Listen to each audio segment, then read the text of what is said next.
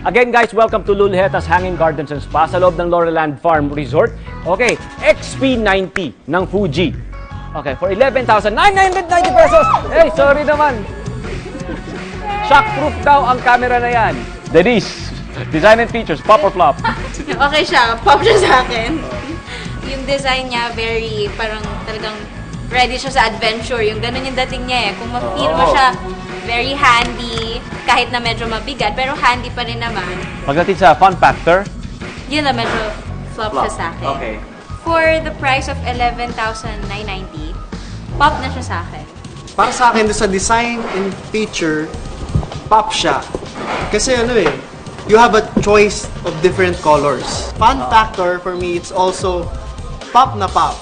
Tinesting natin lahat dito sa water, sa pagbagsak, and even sa pag-freeze. And sa price, it's pop na pop also. For me naman, nagustuhan ko tong Fuji camera na to. Very rugged ang kanyang design. Medyo, siguro simple lang siya ng konti.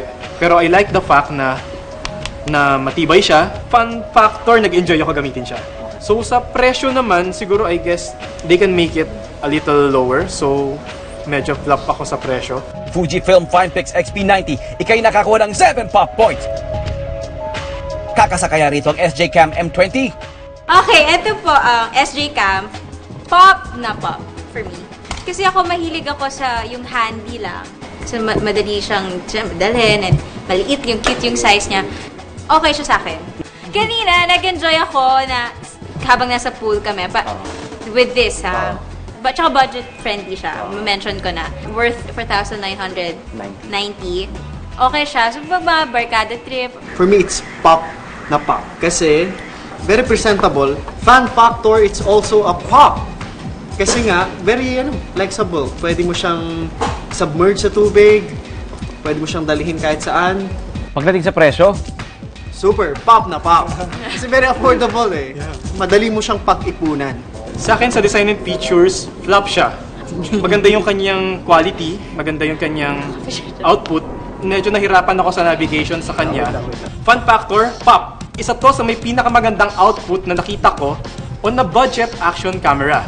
Napaka-stabilize nung ating mga kuha kanina. On the technical standpoint, bihira yung ganong action camera sa under 10,000. Pero ito, 4,990 lang, nakakaya niyang maging stable yung shots and maayos ang detalye. Wide angle pa. 6 pop points ang nakuha mo, SJ Cam M20.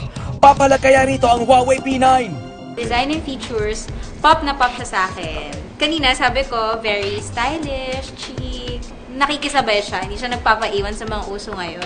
Fun factor, okay siya, ang dami, lalo na yung camera. Ang dami, lalo na ngayon, usong-uso yung mga selfies, tapos yung mga, di ba, hindi mo na kailangan ng mga mahal na camera para makakuha ka ng isang may quality na Oo, ang ganda nung ginawa niya, yung in-enhance niya yung night shot natin, ano? Sa price, 23,990 pesos, plus. Medyo flop. Okay siya, magandang quality, pero I think pagka ibibenta mo siya sa medyo costly siya. Sa akin naman, the design and feature is pop. Kasi you have the feeling na lightweight yet compact. The fun factor is pop na pop. Lalo na nga yung kanyang camera. Kasi parang you get the feeling of having a DSLR camera in a smartphone. When it comes to price, yeah, it's a pop. Yung materials naman niya kasi is talagang mahal. For me, the design and features, this is one of the sleekest smartphone ever na nahawakan ko. Tuwang-tuwa ako sa kanyang feel. Siya yung tipo na smartphone na pag nahawakan mo, ayaw mo nang bitawan. So, pop na pop. Okay. So, sa fun factor naman, ang bilis niya, hindi umiinit, maganda camera, maganda display, maganda battery life. So, pop na pop sa akin yon. Sa presyo, siguro sa iba isipin nila pricey. Pero considering na Leica branded siya, yung camera niya, anything with Leica branding nagiging super mahal. Pero nag-manage ni Huawei, nagawin pa rin siyang affordable. Pop na pop yung presyo. So, 8 pop points binigay na ng ating mga reviewers sa Huawei P9. Recap tayo, Fujifilm FinePix XP90, 7 pop points. SJ Cam M20, 6 pop points. Huawei P9, 8 pop points. Nakapag-isip na ba kayo ng pangregalo ngayong Pasko? Alright, guys, tanong, sa tatlong gadgets na inyong sinubukan, ano ang nag-iisang ibibigay bilang regalo ngayong Pasko? Yung Huawei P9. The Huawei P9. Even if may P9 na ako, gusto ko pa ng isa pa. Kasi maganda talaga siya.